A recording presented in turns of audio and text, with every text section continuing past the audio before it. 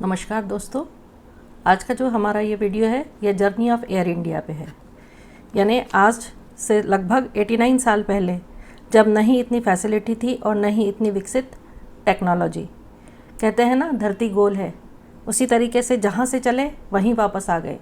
Air India वापस अपने घर लौटने की स्थिति में है।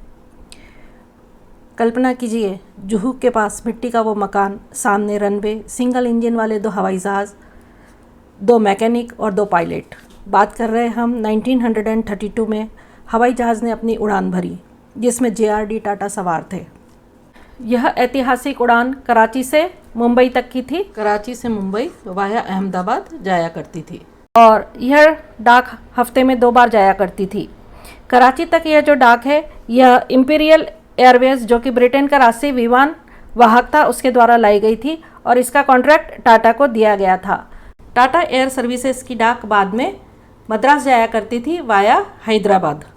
1933 में टाटा एयर सर्विसेज ने अपना पहला व्यावसायिक वर्ष शुरू किया, जिसमें डाक के साथ साथ 155 पैसेंजर्स भी साथ में थे और इससे टाटा को काफ़ी लाभ भी हुआ। 1938 में टाटा एयरलाइन ने अपनी फर्स्ट डोमेस्टिक फ़्लाइट बॉम्बे से त्रिवेंद्रम की थी। बाद में सिलोन और दिल्ली तक इसे जोड़ा गया और सेकेंड वर्ल्ड वॉर के समय टाटा एयरलाइन ने रॉयल आर्मी के ट्रूप्स मूवमेंट फोर्स, रेफ्यूजीज़ के बचाव और शिपिंग सप्लाई में अपनी सेवाएं दी थी। वर्ल्ड वॉर सेकेंड के बाद 1946 में इसे एयर इंडिया का नाम दिया गया। एयर इंडिया का जो शुरुआती लोगो था वो खुद टाटा ने चुना था। ये धनुष का निशान था, जो कोणार्क के गोले में धनुष चलाता दिख रहा था। इसकी थीम जो थी वो लाल और सफ़ेद रंग की थी और ये 1946 से लेकर 2007 तक यही थीम एयर इंडिया की थी। बाद में 207 में एयर इंडिया की थीम को बदल दिया गया और उड़ते हुए हंस, जिसमें कोणार्क का चक्र है, ये कर दिया गया। अभी तक यही लोगो एयर इंडिया का है। 1948 में एयर इंडिया का 49% भाग भारत सरकार के अधीन आ गया। फिर 1953 में भारत सरकार ने एयर कॉरपोरेशन एक्ट पास करके एयर इंडिया को पूरी तरह अपने कब्जे में ले लिया।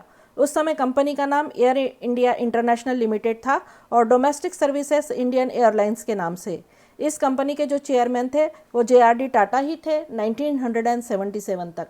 1960 में एयर इंडिया ने जेट एज में प्रवेश किया। एयर इंडिया की जो पूरी थीम थी वो इंडियन कल्चर पर थी और ट्रूली इंडियन ब्रांड इमेज पर इसे फोकस किया गया। साथ ही साथ समय समय पर इसे लोगों को आकर्षित करने के लिए विज्ञापन भी दिए गए, लेकिन न जाने क्यों एयर इंडिया को नुकसान उठाना पड़ा। 2007 में सरकार ने एयर इंडिया और इंडियन एयरलाइंस को मर्ज कर दिया गया। मर्ज होने के बाद कंपनी और घाटे में चली गई। 2000 में वाजपेयी की सरकार के समय इसे प्राइवेटाइजेशन करने की कोशिश की, लेकिन हो नहीं पाई और 2018 में फिर दूसरी कोशिश की गई। अब 2021 में इसे प्राइवेटाइजेशन करने का फैसला किया गया। आने वाले समय में वक्त ही बताएंगे कि एयर इंडिया टाटा के पास लौट आती है या फिर स्पाइस जेट के पास। तो ये थी जानकारी एयर इंडिया के जर्नी के बारे में। अगले वीडियो में हम नए विषय के साथ आएंगे। तब तक के लिए नमस्कार। हमारे चैनल को लाइक करें, सब्सक्राइब करें और शेयर करें और अपने कमेंट्स बॉक्स में ज़रूर लिखें। धन्यवाद।